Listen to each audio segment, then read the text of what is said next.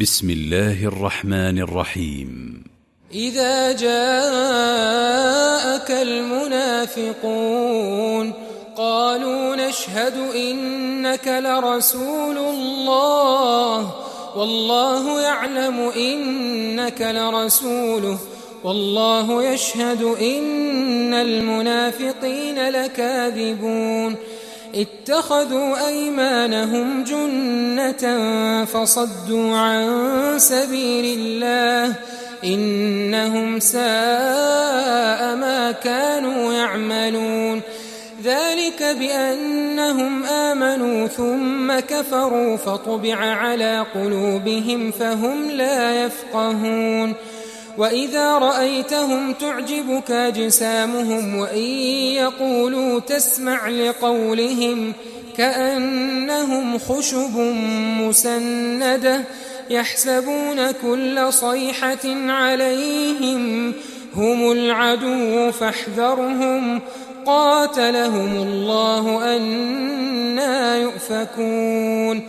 وإذا قيل لهم تعالوا يستغفر لكم رسول الله لووا رؤوسهم ورأيتهم يصدون وهم مستكبرون سواء عليهم أستغفرت لهم أم لم تستغفر لهم لن يغفر الله لهم إن الله لا يهدي القوم الفاسقين هم الذين يقولون لا تنفقوا على من عند رسول الله حتى ينفضوا ولله خزائن السماوات والأرض ولكن المنافقين لا يفقهون يقولون لئن رجعنا إلى المدينة ليخرجن الأعز منها الأذل ولله العزة ولرسوله وللمؤمنين ولكن المنافقين لا يعلمون يا أيها الذين آمنوا لا تلهكم أموالكم ولا أولادكم عن ذكر الله ومن يفعل ذلك فأولئك هم الخاسرون وأنفقوا مما رزقناكم من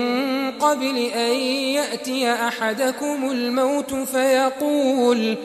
فيقول رب لولا أخرتني إلى أجل